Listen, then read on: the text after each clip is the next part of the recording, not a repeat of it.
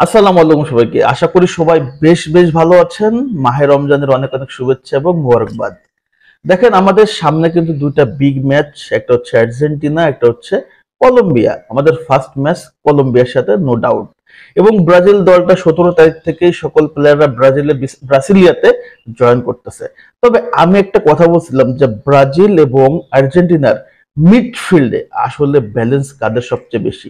আমি কিন্তু defence line up নিয়ে কথা বলছি যে ব্রাজিল এবং আর্জেন্টিনার ডিফেন্সটা কাদের সবচেয়ে শক্ত এবং মজবুত।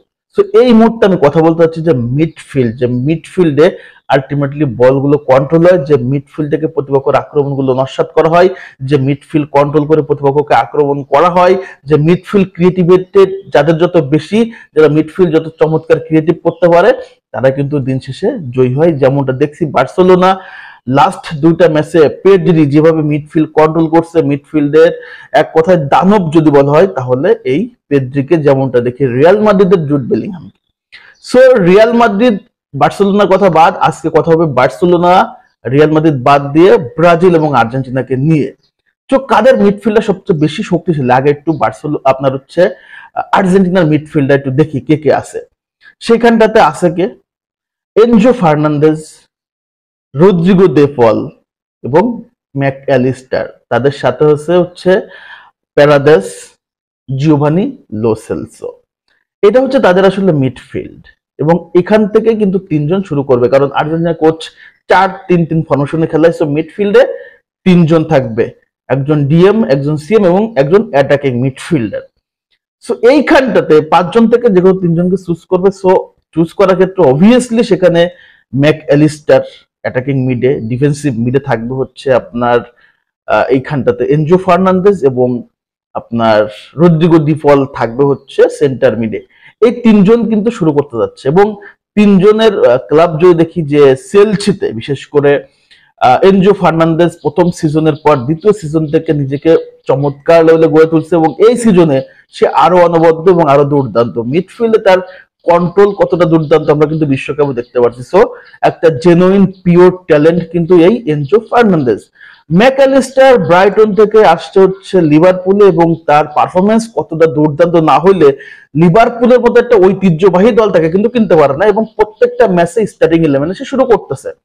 অবভিয়াসলি এই জায়গাটায় ম্যাকঅ্যালিস্টারের পারফরমেন্স দুর্দান্ত, রেগুলারলি সে এই জায়গাটায় তার নিজের নামটাকে আসলে উজ্জ্বল করতেছে। সো ম্যাকঅ্যালিস্টার দুর্দান্ত, কোনো সন্দেহ ছাড়াই।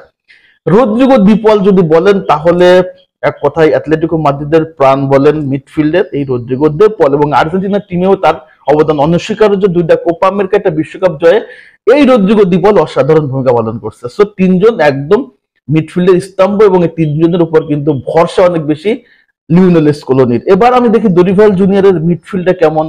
সেখানে ডাকছে Garson, Bruno Guimarães, Mathews Cunha, Joelinton, Neymar junior, এই হচ্ছে, এবং আছে আন্দ্রে। এ হচ্ছে ব্রাজিলের মিডফিল্ডার। তো শুরু যেহেতু করবে হচ্ছে আমাদের কোচ দরিভাল জুনিয়র, তার ফরমেশন 4-2-3-1, অর্থাৎ দুজন ডাবল পিভট, একজন হচ্ছে অ্যাটাকিং মিডফিল্ডার, অর্থাৎ দুইজন সেন্টার মিডফিল্ডার। তো দুইজন সেন্টার মিডফিল্ডার কে কে সুযোগ পাবে এখানটাতে? এক নম্বর ব্রুনো গুইমারেজ, এবং তার সাথে হয় জোয়েলিংটন, অথবা আপনার এখানে সুযোগ পাবে গার্সন। তো আমি এখানে গার্সনকে নিচ্ছি, এবং অ্যাটাকিং মিডফিল্ডারে হিসেবে নেইমার জুনিয়র এখানে শুরু করবে। সো আমরা জানি যে গার্সন ফ্লামিঙ্গোতে খেলে, এবং ফ্লামিঙ্গো থেকে যখন ব্রাজিল ন্যাশনালের সুযোগ পেল ফার্স্ট ম্যাচটা খুব বাজে করছিল, আমরা খুব খুব বাজেভাবে আসলে তাকে ট্রোল করছি, এবং সেকেন্ড ম্যাচ যখন সে গোল করলো, জয় এনে দিল, সো তখন কিন্তু আমরা তাকে নিয়ে প্রশংসা করছি, এবং তাকে নিয়ে আমরা কিন্তু এক কথায় কনফিডেন্ট নিয়ে চলে আসছি যে না, গার্সন আসলে পারফেক্ট, এবং এখানে মিডফিল্ডে তার অবদান অনস্বীকার্য। সো মিডফিল্ডে গার্সন আমি বলবো যে আসলে টপ লেভেলের না, তবে মন্দের ভালো। এখানে ব্রুনো গুমারেজ যদি দেখেন, আমি বলছি ব্রুনো গুমারেজ এই মুহূর্তে আমাদেরকে আত্মবিশ্বাসী দিচ্ছে। তার নিউ ক্যাসেলের পারফরমেন্স, সে হচ্ছে মিডফিল্ডার, ক্যাপ্টেন, গোল মেকার, ডিফেন্সিভ, অফেন্সিভ, তিনটা রোল কিন্তু সে সমান তালে প্লে করতে পারে। সো এইখান থেকে ব্রুনো গুমারেজ নিউ ক্যাসেলের একদম প্রাণ।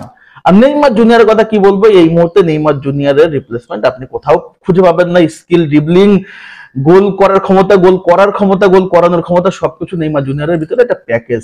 ফ্রি কিক, পেনাল্টি থেকে সবকিছুতে নেইমার জুনিয়র সবার চেয়ে অনবদ্য। এখন যদি কম্পেয়ার করি তাহলে আর্জেন্টিনা তিনজন, ব্রাজিলের তিনজন। অ্যাটাকিং মিডফিল্ডে যেহেতু ম্যাকঅ্যালিস্টার এবং নেইমার জুনিয়র, আমি এখান থেকে নেইমার জুনিয়রকে অবশ্যই অবশ্যই আগায় রাখবো, নো ডাউট, কেউ ডাউট করবেন না। ডিফেন্সিভ মিডফিল্ডে এখানে আপনার ওদের এনজো ফার্নান্দেজ এবং সেখানে আমাদের ব্রাজিলের হচ্ছে ব্রুনো গুইমারেজ। আমি এখানটাতে ব্রুনো এবং এনজোর থেকে আমি ব্রুনোর চেয়ে এনজোকে একটু আগে রাখবো, নো ডাউটেডলি, আনডাউটেডলি এখানে এনজোকে আপনাকে আগে রাখতেই হবে। এবার যদি গার্সোনার ডেপলের দিকে তাকাই তাহলে অবশ্যই ভাই ফিজিক্যাল দিক থেকে এবং সাময়িক পারফরমেন্স দিক থেকে অবশ্যই আপনাকে ডেপলকে আগে রাখতে হবে। এটাতে আপনি এগ্রি করেন না করেন, এটা কিন্তু সত্য। সো আমি মনে করি যে সেন্টার এবং ডিফেন্সিভ মিডে ব্রাজিলের চেয়ে আর্জেন্টিনা শক্তিশালী, তবে অ্যাটাকিং মিডে অবশ্যই নেইমার যেখানে আছে সেখানে ম্যাকঅ্যালিস্টারের চেয়ে নেইমার জুনিয়র যথেষ্ট শক্তিশালী। সো ব্রাজিলের এবং আর্জেন্টিনার মিডফিল্ড আমি একটু কম্পেয়ার করার চেষ্টা করলাম, হয়তো ভুল হতে পারে, হয়তো ঠিক হতে পারে। যদি ভুল হয় অবশ্যই ক্ষমা সুন্দর দৃষ্টিতে দেখবেন, যদি ঠিক হয় অবশ্যই আপনার মতামত কিন্তু কমেন্টস করে জানাবেন। যদি ভুল হয় তারপরেও আপনার মতামত কিন্তু করতে ভুল করবেন না। এটা হচ্ছে আমার আসলে ব্রাজিল এবং আর্জেন্টিনার মিডফিল্ডের শক্তি এবং আসলে পাওয়ার নিয়ে কথাবার্তা বললাম। সো নেক্সটে আরো একটা কোনো এপিসোড আমি করব। সো সবাই ভালো থাকেন, সুস্থ থাকেন, মাহে রমজানের অনেক অনেক শুভেচ্ছা আবারও জানাচ্ছি, মোবারকবাদ।